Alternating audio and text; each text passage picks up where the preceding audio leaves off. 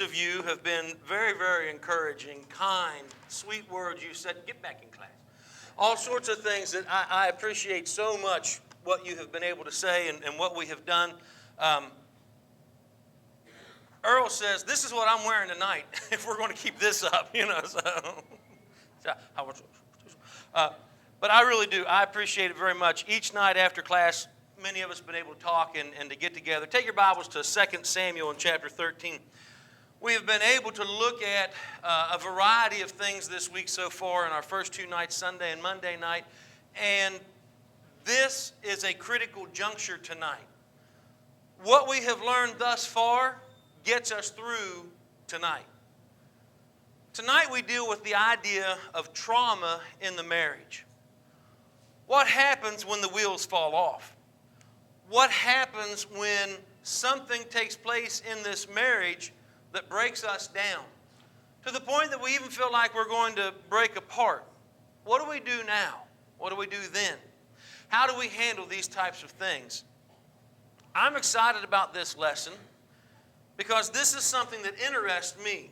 Not just the marital aspect, but the trauma and the traumatic impact that life can have on us at times. In the past 10 years, if you go back and do a little bit of some research, fact gathering, Google Scholar, for example, and type in trauma and new ideas or new theories on trauma, you're going to see that in these past 10 years, we've made incredible headway with understanding what is trauma and more about trauma than we ever thought we understood.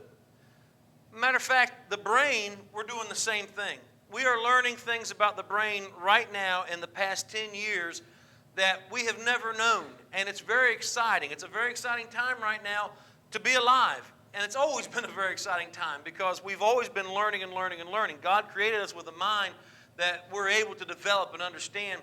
But right now has been so exciting about trauma because we're beginning to understand what trauma is. Now, as we talk tonight, I never want you to think that we are minimizing any type of trauma because we're not. What we have learned in the past 10 years is there are varying degrees of trauma. There are traumas and trauma situations that they call heightened sense of traumas. There are traumas that they say are minimal impactive traumas. But even when you have a minimal impact trauma, this is still something that is on a very high, sensitive, life-stopping moment. Because when that trauma occurs in your marriage, in your personal life, in your work life, wherever it may be, it impacts everything around you. And it's like a cactus that you're holding without gloves. It pricks and it hurts and it burns and it really slows everything down. And when that trauma happens in our marriages, it becomes very difficult. Because now all of a sudden we're saying, okay, I don't know what to do. Now, if we go back to last night and the night previous, you remember the four horsemen of the apocalypse that Dr. Gottman had in his research of stonewalling and defensiveness and criticism and contempt. That's essential for dealing with trauma in our marriages. When our marriages break down, when we as individuals break down in our marriages, when we are not doing what we are supposed to do, what we have learned is we create trauma. Trauma does not have to be what we once thought.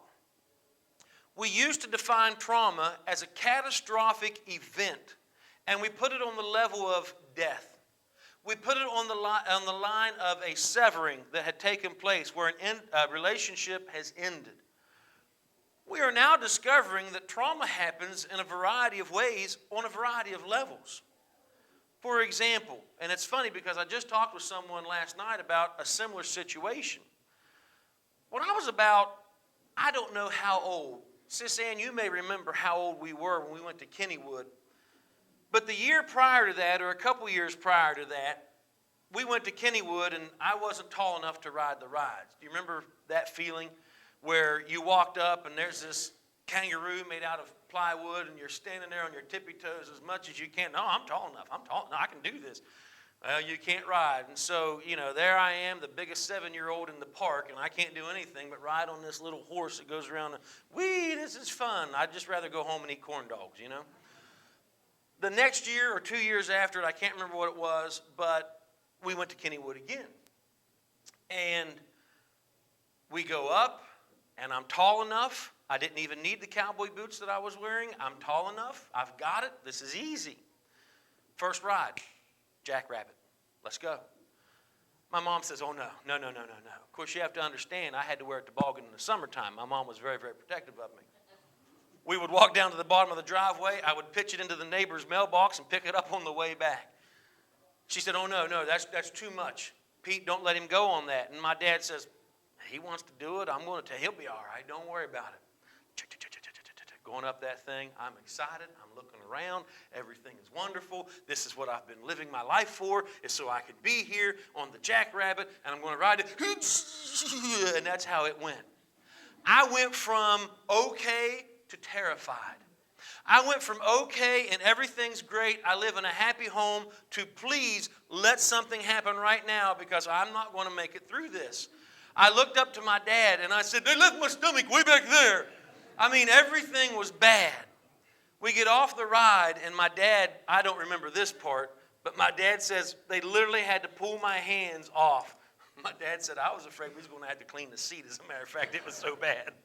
That's the truth. I get off the ride shaking, trembling. And my dad says, what do you want to ride next? And my mom says, I looked up to my dad like, are you crazy? So my mom says, it's okay. I'll take him over to what we did a couple years ago or last year. I wouldn't get on the ride. I wouldn't get on the little horse that went around in the 3-foot circle. There's no way, because in my mind, something really bad's going to happen. That horse is going to pick up and gallop all the way around here and put me back on the Jackrabbit. The rest of the day, listen, money wasted. We're not riding anything anymore. The next year that I went back, I thought I was fine.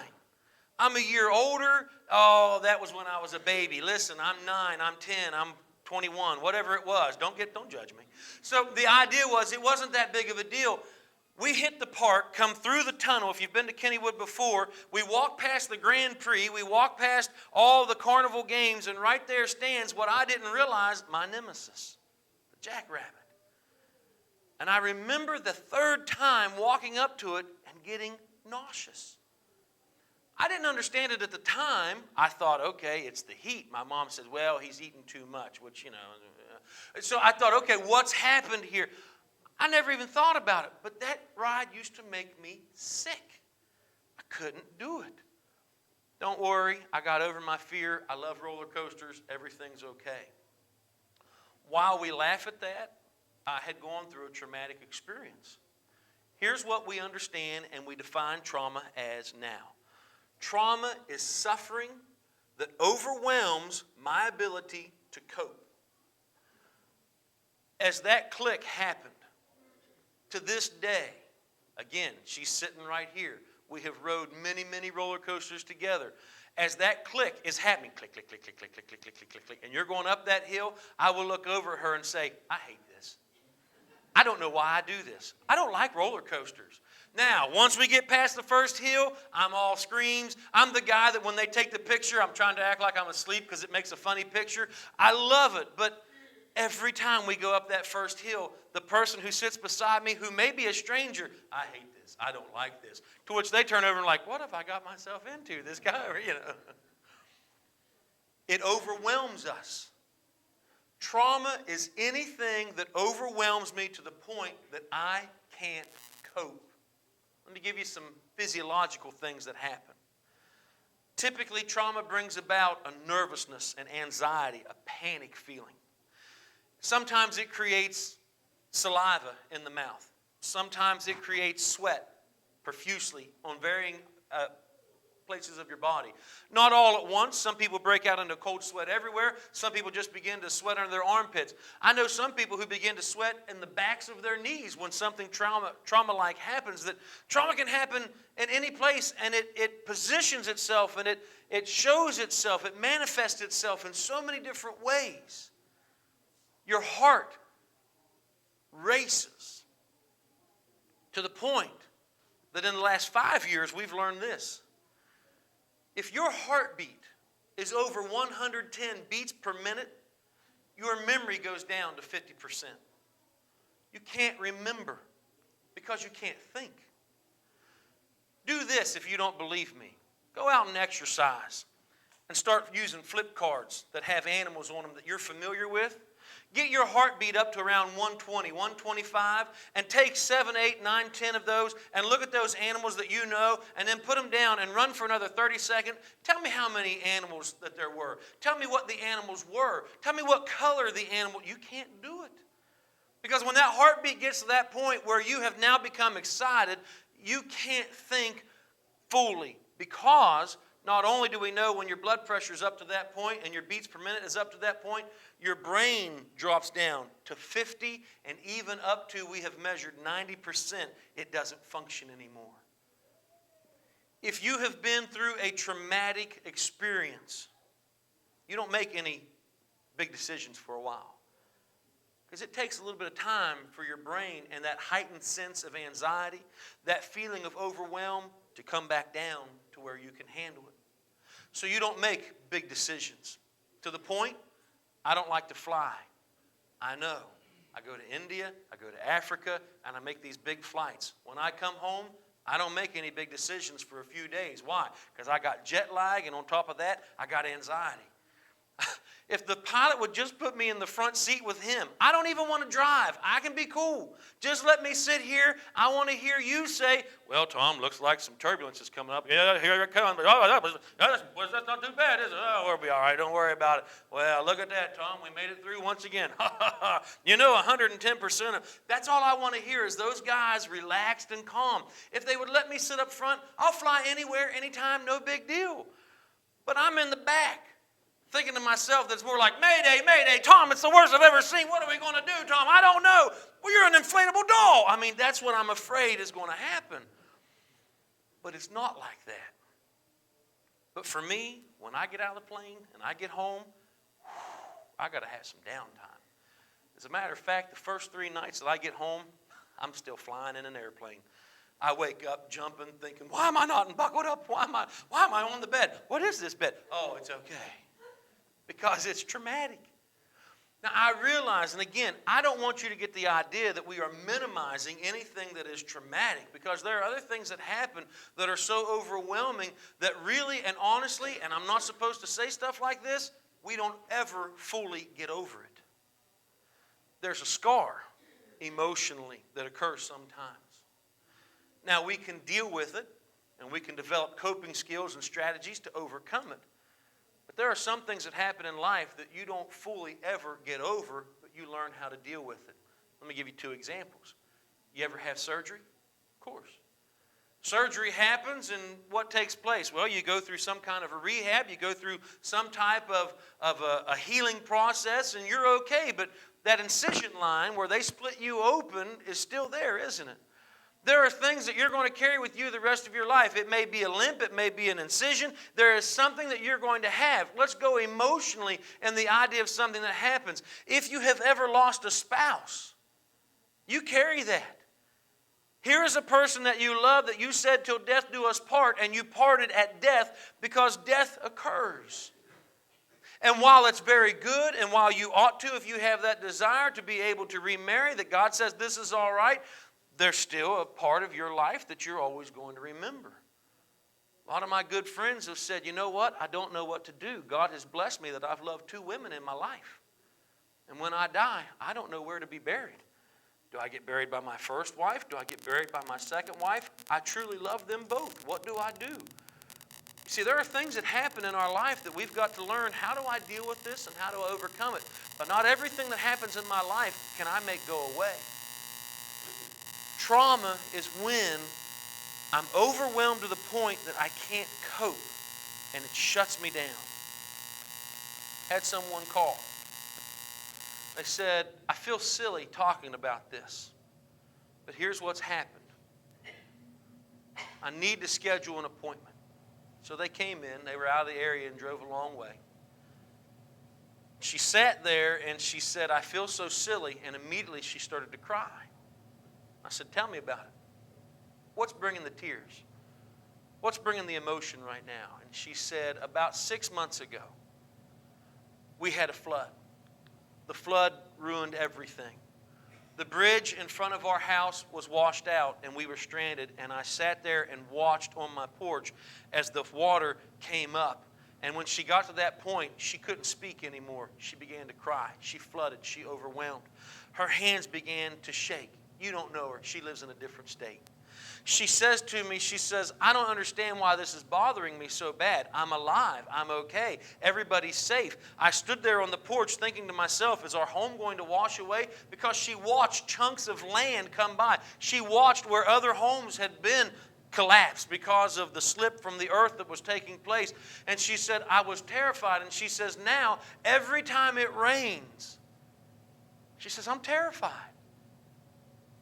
To the point that she struggled to take a shower because that rain reminded her of the rain that night. If it rained hard, if it rained easy, it didn't matter. Here's what happened in her brain, and here's what happens in all of our brains when trauma occurs. It overwhelms to the point I can't cope. And if I don't begin to separate feelings and emotions, and if I don't begin to understand reactions and responses, and if I don't handle this appropriately, that wedge in my mind digs more and more and more to the point that it impedes everything. Her relationship with her husband, who was a God-fearing Christian man, was not very good. Her relationship with her parents was deplorable because she took care of them, but she was afraid if she left her home, there was going to be a rain shower unexpected, because that's what happened that night. So we had to process the difference between emotions and feelings, and we had to process what is rational and what is irrational. And ultimately what we came down with was the conclusion of, this may happen again. How do you handle it next time? How do you prepare for it to the best of your ability? Because not everything can be prepared for. And so what we begin to see now that is so exciting is that trauma can happen on all of these varying levels. That it may be a very massive traumatic event, but then it may be what is considered to be a minimalistic traumatic event. But it still shuts down my ability to cope. It still shuts down my ability to deal with that sense of overwhelm. Let's translate this into marriages. Sometimes, if not most times, as we grow up and we develop from childhood to adolescence all the way up to adulthood, we probably don't do a very good job of preparing for traumatic events. I want to give you a biblical example of this. 2 Samuel chapter 13. This would be on the major scale of traumatic events. This is the story of Amnon and Tamar.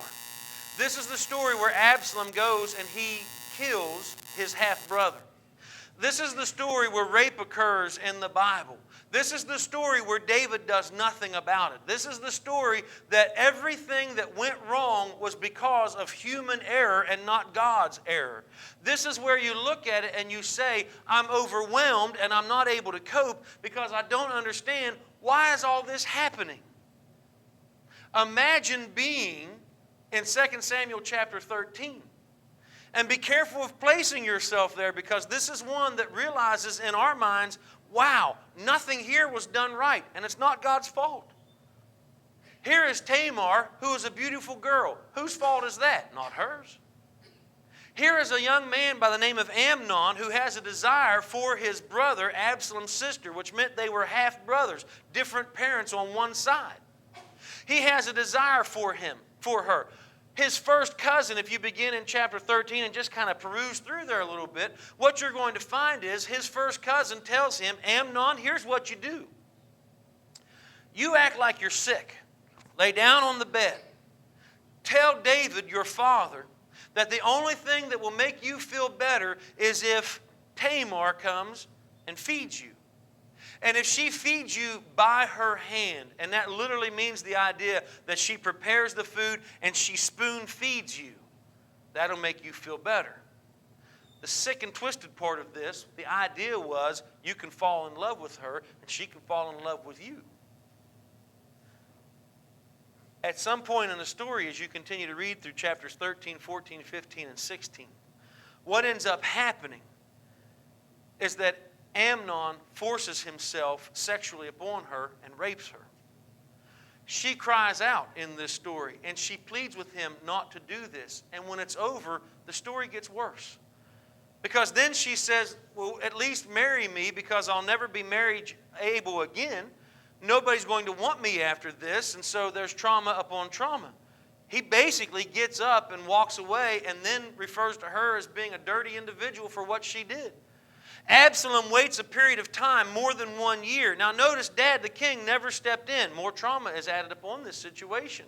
And on throughout this story, you're going to find overwhelming amounts of trauma that come into this. And I'm using this as an example because ultimately, you remember Absalom and all of his way with the concubines, with the king on top of the roof. It all stems from what happened back here. Had David addressed the situation as he should have, not only as the king, not only as a follower of God, but as the husband, as the father, he should have done something. But he didn't. Why? He didn't know how to deal with trauma. He didn't understand, how do I handle this situation, because this is a terrible situation. But where do you learn this? Where do you begin to develop the ability to say, okay, here is something traumatic that has happened and I'm overwhelmed. I was a little kid thinking that this roller coaster ride was going to be great. It overwhelmed me. Whatever that traumatic event is, we've got to learn, how do I deal with it? How do I begin to overcome it? This is why first night and second night of our study has been so important. Because sometimes what we want to say is, well, if it doesn't kill you, it makes you stronger. That's partially true. But at the time that I'm overwhelmed, I don't want to hear that. At the time that I don't have the ability to cope, that's really not what I'm looking for right now. I'm looking for someone to support me. I'm looking for someone to talk to me. I'm looking for someone to help me. And so what we have to do is to be able to understand, okay, what do I do here and how do I begin to do this? It can happen in marriages where it's not on that massive level like we discussed from 2 Samuel in chapter 13 all the way up to 17 and on. But it can happen on what they call a minimal scale of trauma in our marriages where you say something to hurt your spouse. In Colossians chapter 3 and verse 19, the Bible says, husbands, be not bitter towards your wives. Now, when bitterness occurs, there's a reason that bitterness has occurred. Someone said something, someone did something, someone did not do something. Something occurred that created a sense of anger, bitterness, resentment, whatever it is. If that's not dealt with, it goes to trauma. That all of a sudden, I'm overwhelmed that I can't think. We're just now beginning to understand this minimalist idea of trauma and how it impacts our relationships. Because now all of a sudden, I've never had to deal with this kind of confrontation. And here's this traumatic event that happens over and over and over. And every time I see this person, I'm just disgusted by it because of what he said, because of what she did, because of whatever takes place. And now I'm overwhelmed to the point that I can't stand to see you. And you can see the four horsemen. Criticism, contempt, defensiveness, stonewalling. Now we look at it, and again, I don't want to minimalize any type of trauma that anyone has ever been through. We must understand trauma is much more diverse and much more broad than we have ever expected it to be. But it comes from the same place.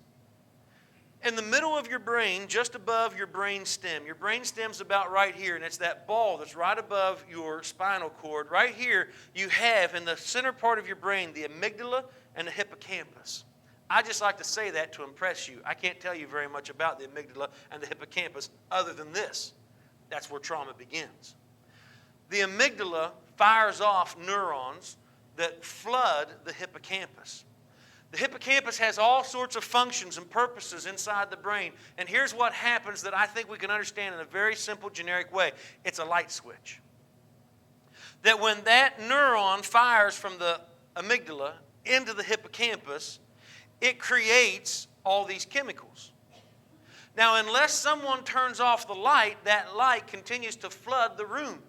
Don't think of it as light. Think of it as liquid that begins to fill the room. Think of it as an acid that begins to fill the room. So the amygdala experiences some type of a traumatic effect, something that impacts me and my ability to cope, but I'm overwhelmed. So instead of processing my feelings and emotions, what ends up happening is I freeze, or I flight, or I fight. One of the three is going to happen. I'm either going to fight, or I'm going to flee, I'm going to flight, or I'm going to freeze in terror. All of them are because of that traumatic experience that happened. The problem, and this is the problem that we have, not everything creates a traumatic moment.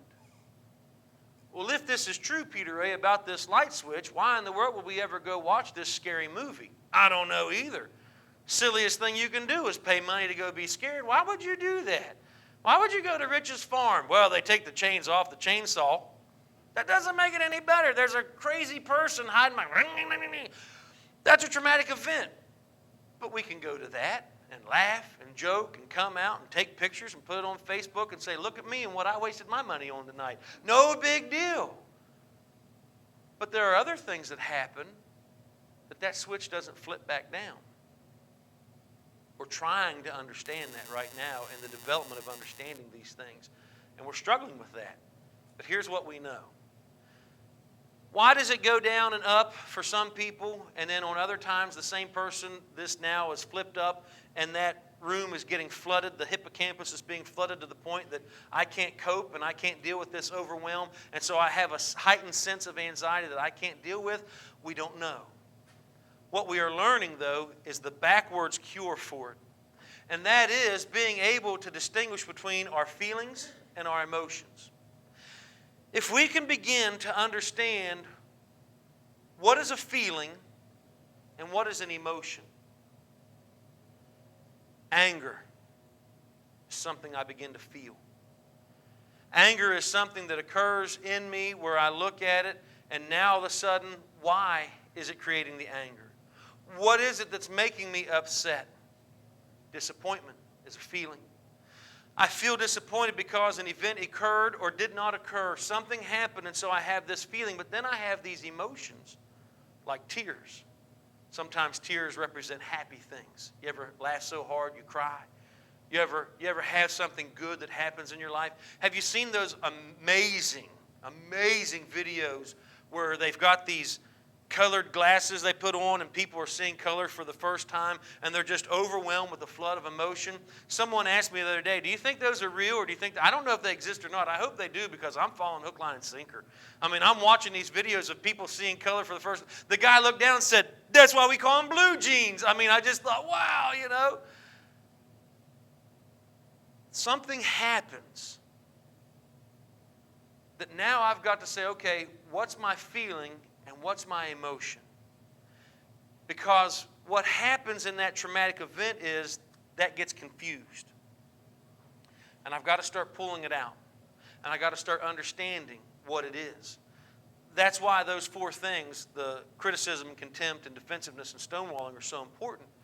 Because if my spouse has done something that has created trauma, they have done something like the act of adultery or bitter words, or they said something to me that hurt my feelings and they don't even understand that it hurt my feelings, or all the things that we can do to hurt our spouse, I've got to come back to my spouse because you're a relationship that is significant and you're a relationship that is forever. And so we're going to have to talk about what you said hurt my feelings, and it's going to have to be more than suck it up, buttercup, because that doesn't work. Because right now, for whatever reason, and for why, I don't know why, it's overwhelmed me to the point that I can't cope with this. And the sight of you is making me sick. Take your Bibles over to the book of Ephesians for a moment and look at Ephesians chapter 4 and verse 31, and you can see a biblical example of how this overwhelm and this inability to cope takes place. And I think we'll relate to it because we've all done this. In our marriages, we have all done this. In our business relationships, we've all done this. In our school relationships, every relationship we've ever had, this exact scenario takes place. Now, in the context of Ephesians chapter 4, you remember Paul was writing to the church at Ephesus, and he's talking about the idea of obedience to God and how we do this. Drop down to verse 28. Because in verse 28, Paul was going to show us a pattern. Let him who stole steal no more. It's not okay to steal. You're not supposed to do that. You don't take things that are not yours. Let him who stole steal no more. Rather, let him labor with his hands. Now you can go buy your own stuff.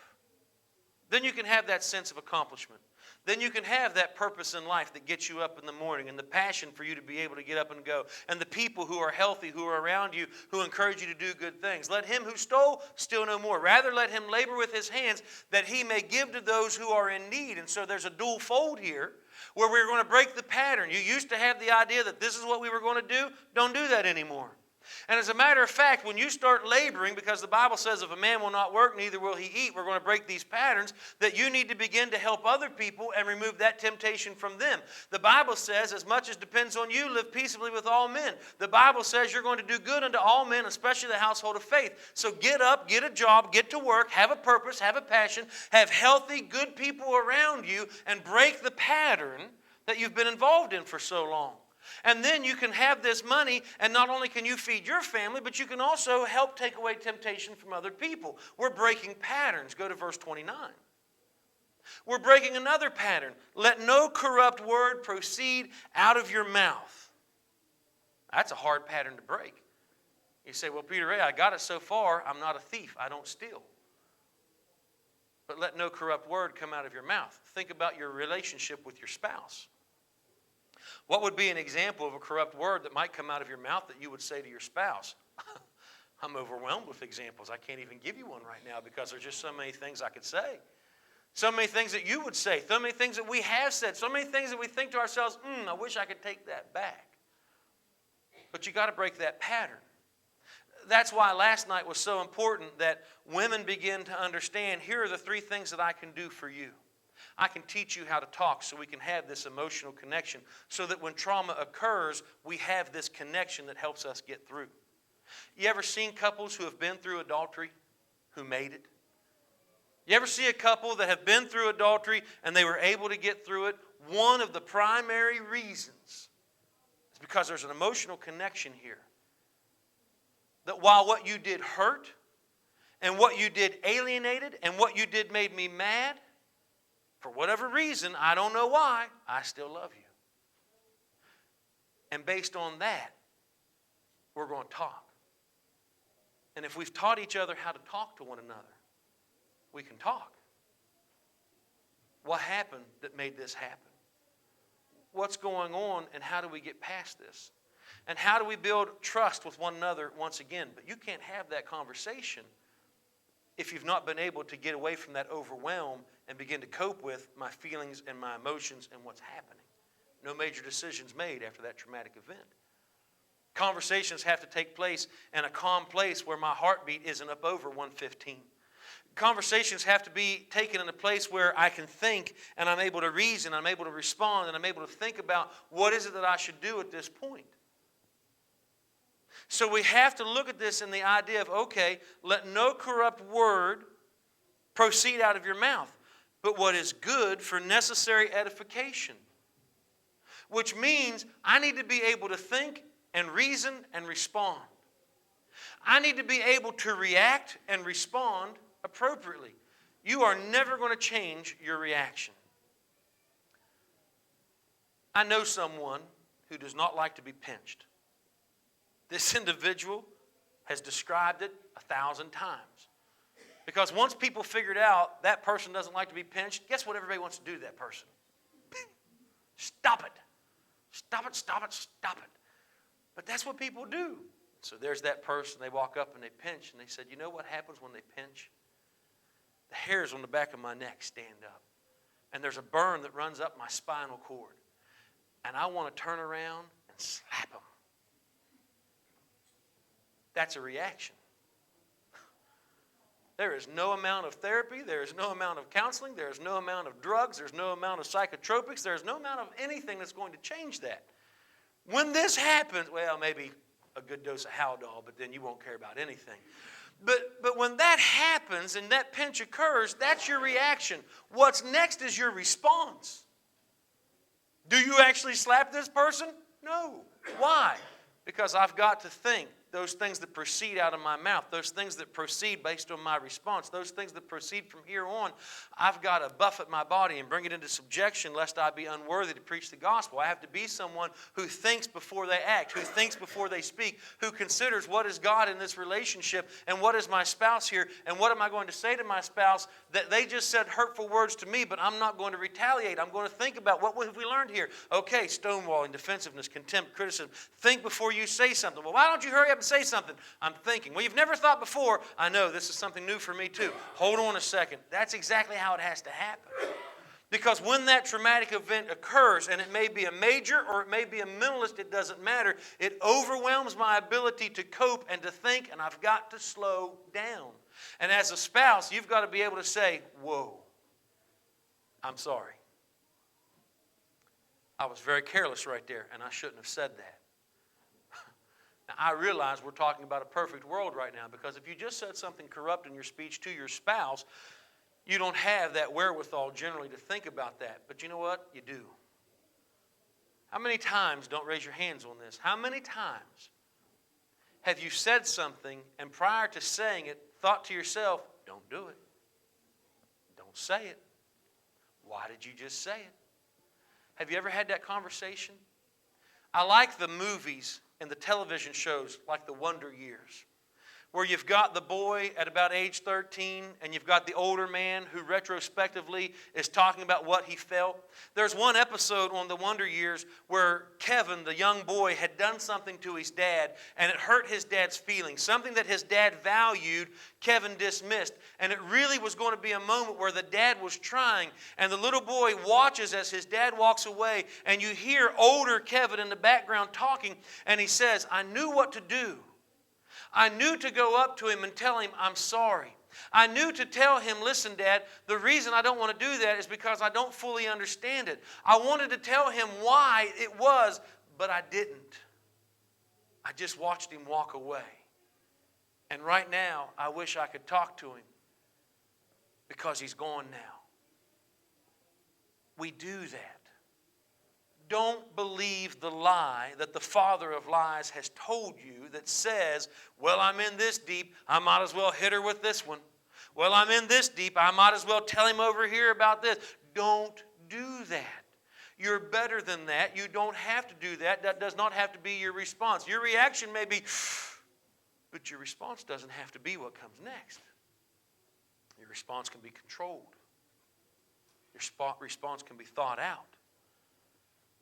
If you recognize I'm overwhelmed, back off. We'll talk about this later. As the other spouse, you have to have the wherewithal to say, are you overwhelmed right now? And when that spouse turns back and says, wow, you think?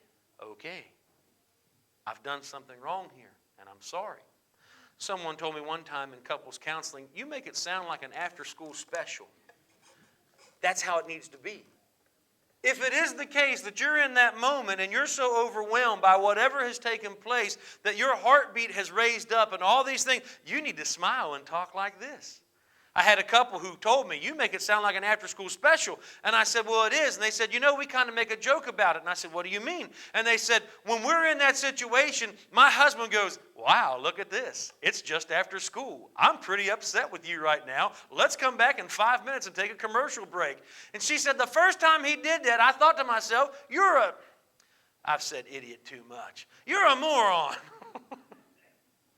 And he said, you're right, I am. That's what they did. And it worked for them. It was effective. Because when you recognize this is more than I can handle, you've got to break the pattern. That's what we do when we used to steal, but we don't steal anymore. That's what we do when we used to have corrupt speech, but we don't have corrupt speech anymore. I've got to break the pattern. And if I have to do something ridiculous, like put on that car salesman smile, and I have to say in a funny voice, we'll talk about this here in a little bit, because right now I'm really upset. Fine. Do that. When your spouse gives you that cue that says, I really can't talk to you right now, I'm going to go punch monkey bread. Okay, better than me. Let me give you some time. By the way, I love your monkey bread. That's fine. Couples say, we go through this ridiculous thing. My question is, does it work? And they say, yeah, it's working. Great. Do you come back after a period of time and talk about it? I have a 3-hour rule. To let your heartbeat come down, to let your response, if you're one of those people who are dramatic, if you're one of those people who are drama queens, if you're one of those people who just get irate all of a sudden, it's 3 hours. And after 3 hours, you can come back and talk about it. Because in 3 hours, you can bring it back down to where you can think rationally and you can respond the correct way. And you're not basing everything on your reaction. You're basing everything upon your response as a Christian spouse. But everything we've been talking about is trauma. We're just now beginning to realize this. Angry words, trauma. They create trauma. You say, now wait a minute. Are you comparing? No, I'm not comparing.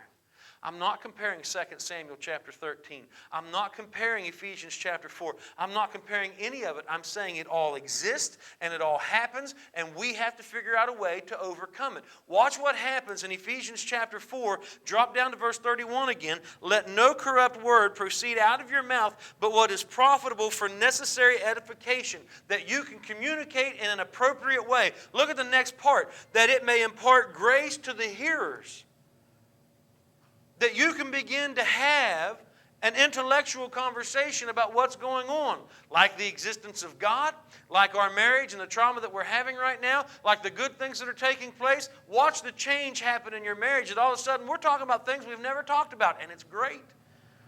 We're expressing our feelings for each other in ways that we've never expressed before, and it's great. Look at the next verse. Because the Bible says what I'm going to have to do, verse 31, is make a change where I'm not grieving God anymore. God's not sad because I've been bad in my marriage. Yes, Jesus still loves me. But right now, she's really mad. He's really upset. Look at verse 31. Let all bitterness. Bitterness comes out of trauma. Bitterness is that unresolved resentment because of what someone said that was likely one of those minimalistic trauma moments in our marriage. Somebody said something, somebody did something. No, we're not going to divorce over this, but all these little prickly things are beginning to hurt a little bit. And so I build up this resentment. And watch what happens, because now Paul gives us a step-by-step. If this is not processed out, if I don't become aware of my emotions, if I don't start to notice the difference between my feelings and my emotions, if I don't watch my response based on my reaction, if I don't do this the way I'm supposed to, watch what happens. Bitterness. What's next? Wrath. Wrath isn't anger. Wrath is uncontrolled anger. Wrath is where I am so upset, I'm going to do something that I'm not supposed to do. Things are going to be said that I'm not going to be able to take back. Then, anger. Now, the action. And then he uses this word clamor. You know what clamor is? We've all done it. Let's pick on the ladies. Take your foam earplugs out, put them in your pocket, and give them back to Tara after bed. I know she passed them out. Clamor is like this. Clamor is a conversation in your head that never really happened. Clamor is paranoia. Clamor is when you can't think right because everything is topsy-turvy. Clamor is like this. You wake up in the morning and you go eat breakfast.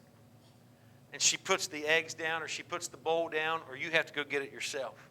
But you notice something's not right. Something's wrong. So you go back to that brain of yours and you think about everything that happened yesterday, and you're like, no, we had steak. We had a good night last night. Everything was great. I don't understand what's wrong. And finally you muster up the courage to say, honey, are you okay? I'm not talking to you. Why? Last night I had a dream that you had an affair. A what? A dream. You were with, and then maybe she mentions a name, maybe she said, I couldn't see her face, but you did it. And then you do something really bonehead like this. Do you know the difference between a dream and reality? Because it didn't happen. Well, I'm still mad. That's clamor. Clamor is when you have something in your mind that you think took place that it didn't. It stems out of that bitterness, out of that wrath, out of that anger, out of all those problems that take place because I didn't process it. because we didn't teach each other how to talk to one another, because we don't support one another, because we don't have that connective tissue in our relationship that helps us to be able to handle it. That when something happens that I feel out of sorts, I need to talk to you, I don't feel I can talk to you. Why? We haven't built that level of trust. And so when those traumatic events occur, we don't know how to deal with it. And you know what happens next? Divorce.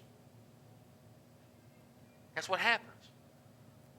Because if you have a minimal amount of trauma that goes up and up and up and up and occurs and occurs and occurs, all these minimalist traumas, what we have learned, they roll in and they turn and they grab a hold of each other and they became a major trauma.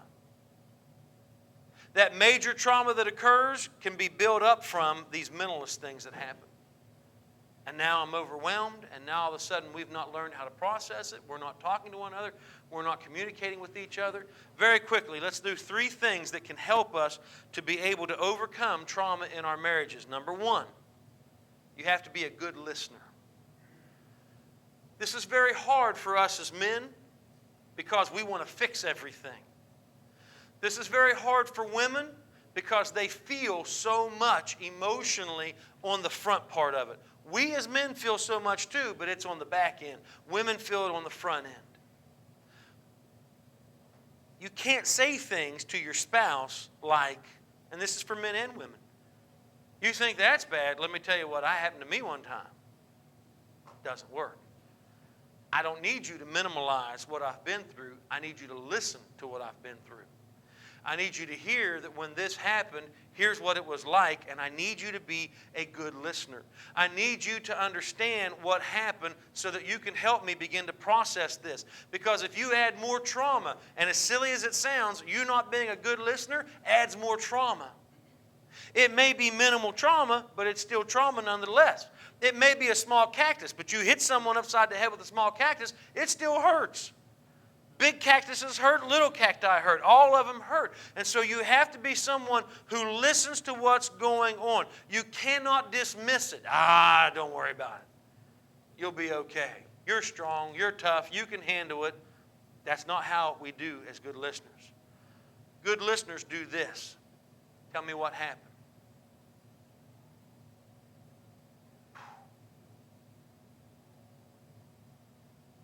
Are you okay?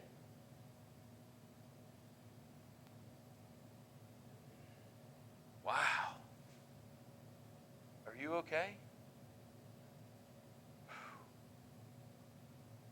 That must have been awful. Are you okay? That's so much better than, you think that's bad, let me tell you what I had to do. You think you've been through something, let me tell you about my uncle. You think that was bad, that doesn't help me. When I've been through a traumatic event, I need you to listen so that I can begin to get this out.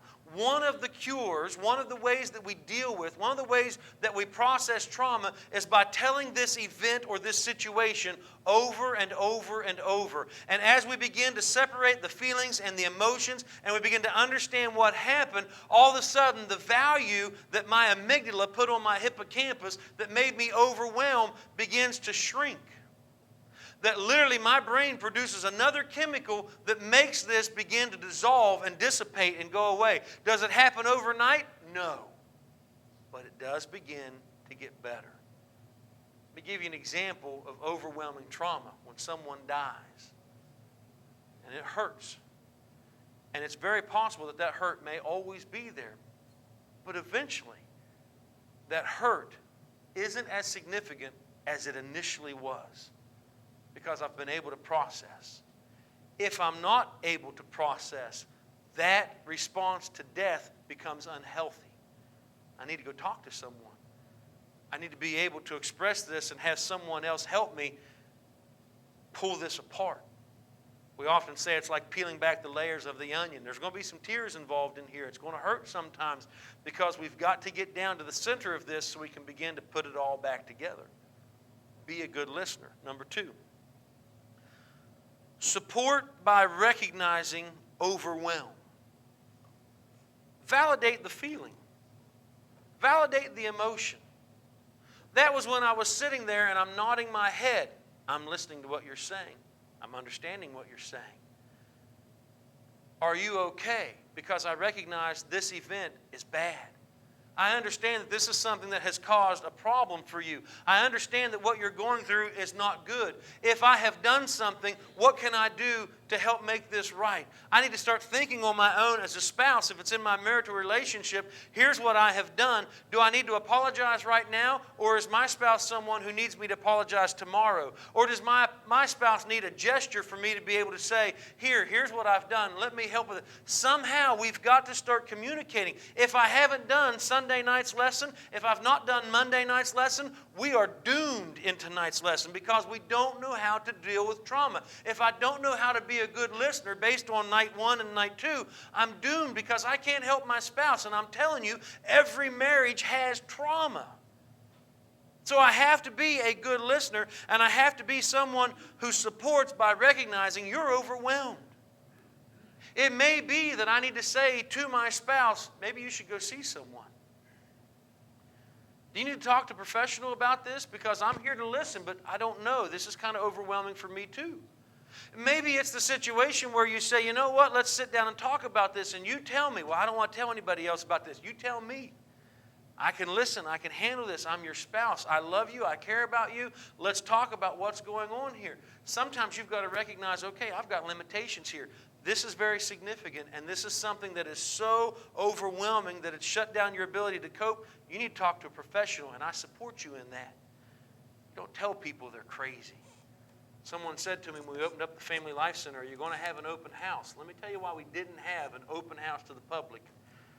My fear was that people, well-intentioned, would come in not knowing that other people were there who were potential clients or current clients and would say, hey, when I go crazy, I'm going to be right here for you. And now everybody else who's having some kind of problem thinks to themselves, they think I'm crazy. That's why I can't come here. I can't park my car in front of his house. Everybody's going to think I'm crazy.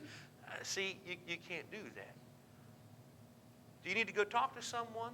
Because I support that. As your spouse, if you need to go talk to someone, I'll go with you if you want me to, or I'll sit in the car, or whatever you need. You tell me what you need. That's support. Support is not. You think you've been through some tough stuff. Let me tell you about my childhood. That's a conversation you can have, but not right now. Number 3. When you talk and you begin to see the relaxing physical aspects, the physiological signs that this person is beginning to calm, start talking about life. Let's just not end it with, glad you feel better, and walk away. Start talking about life. Start talking about the future. Start talking about next week and plans for next week. And let this person know that I'm not just here for you today, I'm here for you tomorrow and the day after and everything after till death do us part. Start explaining to this person based on your actions, not your words, that I care about you enough that I'm going to stay here and we're going to emotionally cuddle right now. You've had a traumatic event that's been through. I'm not just going to get up and leave. I'm going to be here for a while. And you tell me when you're ready. You talk to me about what's going on. Talk to me about life events. Talk to me about the future and where we're going on vacation this year, next year, or in 3 years. Or maybe we'd like to start planning something big right now. Or maybe we just like to talk. You have to be able, in that trauma in your marriage, as a couple, as a husband and wife, to be able to sit down and talk about these things that hurt, that didn't feel good. Some of them are significant. Some of them are minimal. But they're all trauma, and they all have to be dealt with. Okay, that's it for tonight. Come back tomorrow. Tomorrow we study the book of Song of Solomon. And it's better than steak.